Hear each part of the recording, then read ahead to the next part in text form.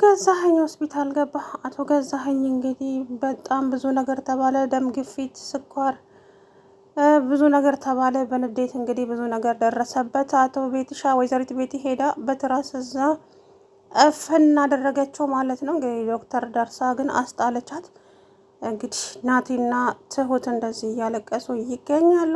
አባይም ደግሞ እያጽናናቸው ይገኛል። ምክንያቱም እንግዲህ ሰው ልጅ የዘራው ነው የሚያጭደው። አቶ ገዛኸኝ እንግዲህ ዋጋውን አገኘ ማለት ነው። በጣም ብዙ በሽታ ደረሰበት በአንድ ጊዜ፣ ደሙ ገነፈለ። ቤቲ እንግዲህ ምንም ለልጅ እንኳን የሚደሚ አንድም ነገር ሳታስቀርለት ነው ንብረቱ ወርሳ የሄደችው ማለት ነው በሚገርም ሁኔታ። ስለዚህ ሰውየው በጣም ነበር የተናደደው፣ በጣም ነበር ተስፋ የቆረጠውና እንዴት ነው ከዚህ ሴትዮ ጋር መኖርስ የምችለው? ቆይ እንዴት ከዚች ከባለጌ ጋር ነው እስከዛሬ የኖርኩት? አለሜ ይቅርበኝ፣ አለሜ ማሪኝ እባክሽን፣ አጥፍቻለሁ፣ እውነት በድዬሻለሁ አለሜ፣ ያንቺ ግፍ ነው እንደዚህ ያደረገኝ እያለ እንግዲህ ያዙ ይልቀቁኝ አለ ማለት ነው። ጅብ ከሄደ ውሻ ጮኸ የሚባል ነገር አለ አይደለ? እንደዛ ነገርና በስተመጨረሻም እንግዲህ አቶ ገዛኸኝ በጣም ብዙ በሽታ ሸምቶ ቁጭ አለ ማለት ነው። አያቸው አይደለም? ይሄ ነው መጥፎ ነገር አያድርስ ነው የሚባለው። እና እንግዲህ ምንም ማድረግ አይቻልም። ብቻ አቶ ገዛኸኝ አሁን ያለበት ሁኔታ በጣም ከባድ ነው፣ ሐኪሞቹም ብለዋል ማለት ነው። ምክንያቱም ብዙ ነገር ነው የደረሰበት፣ ስኳር፣ ደም ግፊት ወዘተ ብቻ ብዙ ነገር እና ያ ነገር ደግሞ እንግዲህ የሆነው በማን ነው? በቤቲ ነው። ምክንያቱም ሁሉንም ነገር ነው ያሳጣችው፣ ሁሉንም ነገር ነው አጥባ የወሰደችበት ማለት ነውና ምንም ማድረግ አይቻልም በቃ። ስለዚህ ሐኪም ቤት ተኝቷል። እንግዲህ ወይዘሮ አለሜ ዋናት ቤት ይሄን ስትሰማ አቶ ገዛኸኝ ሆስፒታል መግባቱን ትሁት ነገረቻት። ከዛ በኋላ ማንም ሳይኖር ሄደችና አንተንማ እዚህ ተኛህበት ጨርሰሃለሁ፣ እኔም ልጅነቴን ጨርሻለሁ እዚህ ቤት ውስጥ ደግሞ ንብረት ብለህ መጣ፣ አለማፈርህ በጣም አስገርሞኛል አቶ ገዛኸኝ፣ እመነኝ ከዚህ በኋላ ምንም አይነት ገንዘብ ዱዲ እንደማታገኝ ከኔ እያለች እንግዲህ ያዙ ልቀቁኛለች ማለት ነው። ከዛ በኋላ የምትፈልገውን ነገር አገኘች። ሙልጭ አድርጋ አጥባው እንግዲህ አንድም ነገር ሳይቀር ነው የሄደችው። ከዛ በኋላ እንግዲህ ነገሮች ሁሉ ተቀየሩ። ይገርማል ግን እውነት ክፉ ስናስብ ክፉ ነገር ነው የሚገጥመን እና ብቻ አስቸጋሪ ነው እውነት ለመናገር። ምክንያቱም ሰው የዘራውን ነው የሚያጭደውና ብዙ ነገር ከኔ ውጪ ሰው የለም፣ ከኔ ውጪ ወንድ የለም፣ ከኔ ውጪ ጀግና የለም እያለ ነበረ ማለት ነውና ከዛ በኋላ አቶ ገዛኸኝ ነገር ግን እንግዲህ ሁሉንም ንብረት በኔ ስም አዙረው፣ ምክንያቱም በኋላ አለሜ ከመጣች ከባድ ችግር ስለሚፈጠር እና በኔ አድርገው ለክፉም ለደጉም። አዎ አንድም ሳላስቀር ባንቺ ነው የማደርገው። ከዛ በኋላ እዛም አንድም ሳይቀር እንግዲህ ፈርሞላት ሁሉንም ነገር በራሷ አደረገች። እሷም የምትፈልገውን አንደኛው ነገር ልጇን ማሳከም ነው። ከዛ በኋላ እንግዲህ ሁሉንም ነገር በእጇ ካረገች በኋላ አቶ ገዛኸኝ እኔ ላንተ ምንም አይነት ነገር ማስቀርልህ የለም ከቡቱቱ ከጨርቅ በስተቀር።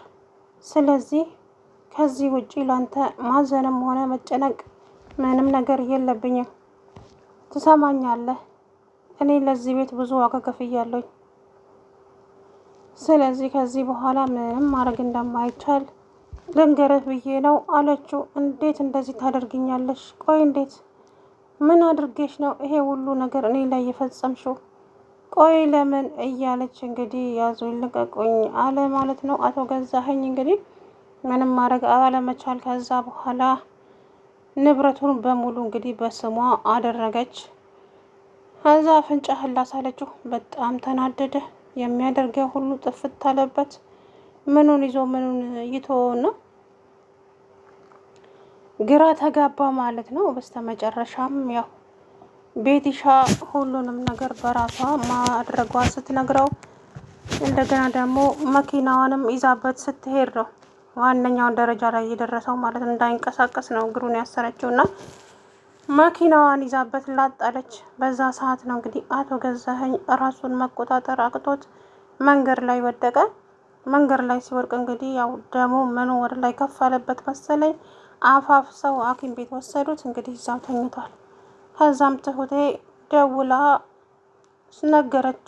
ነገረቻት። ከዛ በኋላ ቤቲሻ እንግዲህ ደስታም ነው። ከዛም ሄደች እና ሰው አለመኖሩ ስታይ በትራስ እንግዲህ ጭጭ አድርጋ ልታሰናብተው ስትል ያው ሰው ደረሰ ማለት ነው። ቤቲሻ እንግዲህ በጣም ኃይለኛ ሰው ናት። ምክንያቱም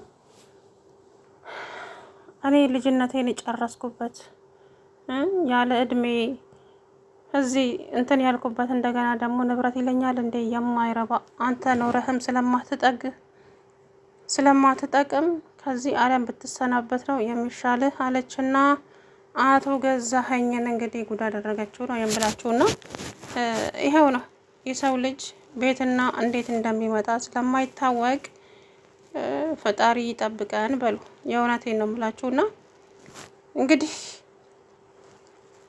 ይሄው ነው አሁን ላይ የምናደርገውን ነገሮች አናውቅምና አንዳንድ ጊዜ ፈጣሪ አምላክ እሱ ከእንደዚህ አይነት ነገር ይጠብቀን በሉና በጣም አስቸጋሪ ነው። ብቻ የእውነቴን ነው የምላችሁ። ለማንኛውም አቶ ገዛኸኝ ሆስፒታል ገብቷል።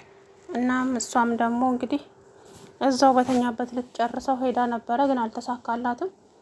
ተናዳ ተመለሰች እላችኋለሁ። ናቲ እና ትሁቴም እንግዲህ ሰርጋቸው ሊደግሱ ወዲያ ወዲህ እያሉ አባቱ እንደዚህ ሆነ። ምንም ቢሆን አያችሁ አይደለ? አባትየው ልጁን ቢገፋውም ቢጮቅነውም እናቱንም እንደዛ ቢያሰቃያትም ልጁ ግን ምንም ቢሆን አባቱ ስለሆነ አንጀቱ አልቆርጣለ። በተለይ ትሁቴ ማለት ነው።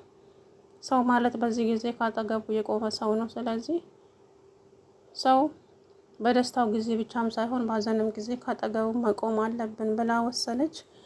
ከዛም በኋላ እንግዲህ ትሁቴ አቶ ገዛኸኝን ይዘው ሐኪም ቤት ሄዱ። እንግዲህ እሱም እዛ ሲደርስ ምርመራ ተደረገለት፣ ብቻ ብዙ ነገር። ከዛ በኋላ ያው እንግዲህ እዛው አስተኙት ማለት ነው። እናም አባታችሁ በጣም ተንትን ብሏል፣ ደሙ በጣም ከፍ ብሏል፣ ስኳር ብዙ ነገር ተባለ። ስለዚህ እንክብካቤ ይፈልጋል። ብስጭት የተባለ ነገር አይፈልግም። አባታችሁን በደንብ እንድትንከባከቡት እፈልጋለሁ አለ ዶክተሩ። እነሱም መሻሉ በየትኛው ንብረት ነው የሚንከባከቡት? ንብረቱን እንግዲህ ሚስቱ አጥባ ወስዳበታለች። አቶ ገዛኸኝ ይሄንን ባሰበ ቁጥር ይታመማል፣ የባሰ ማለት ነውና እንግዲህ በገዛ እጁ ነው፣ ምንም ማድረግ አይቻልም። የዘራውን አጨደ ማለት ነው። ስለዚህ ያለው አማራጭ እዛው ተኝቶ ብቻ ነው ልማዴ ነው ምንድን ነው የሚባለው ነገር። እና አቶ ገዛኸኝ እንግዲህ አሁን እዛው ሐኪም ቤት ተኝቶላችኋል ስላችሁ ነው። እና እንግዲህ የሰው ልጅ የዘራውን ያጭዳል፣ ምንም ማድረግ አይቻልም። ቤትሻም እንግዲህ የምትፈልገውን ነገር በሙሉ የራሷ አድርጋለች። ከዚህ በኋላ እንግዲህ ማን ይከለከላታል ብላችሁ ታስባላችሁ? ማንም። ምክንያቱም ያደረገው ነገር ቀላል ነገር እንዳይመስላችሁ። በገዛ እጁ ነው ለቤቲ ፈርሞ እየሰጣት ገንዘቡን ማለት ነው። ማንም አስገድዶት አይደለም። ቤቲ ያን ጊዜ በእኔ ስም አድርገው ስለ ሁሉም ነገር ለክፉም ለደጉም ቢሆንም በእኔ ስም አድርገው አለችው። ከዛ በኋላ አይ እንደዛማ አይሆንም፣ ይሆናል እንጂ ለምን አይሆንም? በእኔ ስም አድርገው በኋላ ምን እንደሚመጣ አይታወቅም። ስለዚህ እሺ ካልሽማ አንድም ነገር ሳላስቀር በአንቺ ስም አድርገዋለሁ።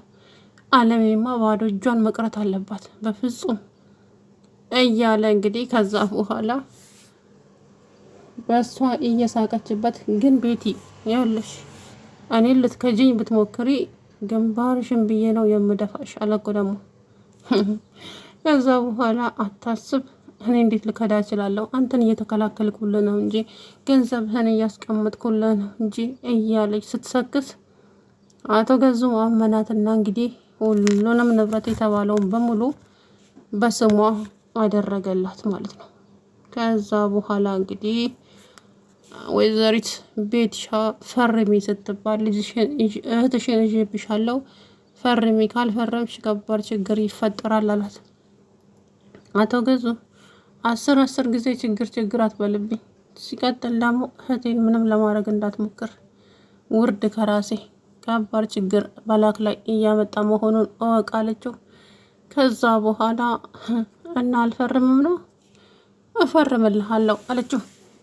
ከዛ በኋላ ወረቀቱን ይዛ እንግዲህ መኪና ውስጥ እንዳያቸዋት ፍርሚ፣ ጎሽ ጌታዬ እርዳኝ እባክህ፣ አንድ ጊዜ ብቻ ከጉድ አውጣኝና ይሄንን ነገር ትፈርምልኝ እያለ ብቻውን ሲያወራ አያቶ ገዛኸኝ ሞኝ የሆነ ሰውዬ። ከዛም ቤትሻ ምን አደረገች? ጫር አደረገችና ወረቀቱን ቀበል አደረገችና ብጭቅጭቅ አደረገችው። ታይ እንደዛ አይሆንም ቤቲ እንደዛ እንዳታደርጊ፣ በፍጹም እንደዛ አይሆንም እያለ እንግዲህ ከዛ በኋላ ቻው አቶ ገዛኸኝ፣ ከዚህ በኋላ ለነበረን ቆይታ በጣም አመሰግናለሁ። ከዚህ በኋላ ግን እኔ እናንተን የሚያገናኘን ምንም ነገር የለም። አመሰግናለሁ ባይ ብላው ጥላው ሄደች። ቤቲ እንደዛ አይሆንም፣ ቤቲ እንደዛ እንዳታደርጊ እያለ ሲጮህ ቻው ብላው ሄደች። ከዛ በኋላ እንግዲህ ትሁቴም ቤትዬ ሊሄድ ነው አለቻት። አዎ ሂጂ ከዚህ በኋላ ምን ያስቀምጥሻል ሂጂ አለቻት። ከዛም ትሁቴ ቤትዬ አንድ ነገር እንድታደርግልኝ ይፈልጋለሁ። ምን? መታወቂያዬ፣ ቆይ እኔ ላምጣልሽ እንደውም ብላ የተባረከች የትሁቴን እንትን አመጣችላት። ከዛ በኋላ እንግዲህ ትሁቴም ልብሷን ሸካክፋ አቶ ገዛኸኝ እንግዲህ ወርቅ ሰርቅሻል ሌላት ወርቅ አምጥቶ ቦርሳ ውስጥ አስቀምጦላታል። እንግዲህ ከባድ ችግር ይፈጠራል። በሱ ምክንያት ደግሞ ይሄ ሌላ ትኩሳት ነው። ሰላም ውድና የተከበራችሁ የተስፋ ቻናል ቤተሰቦች እንዴት ናችሁ? አለው ደህና ነኝ።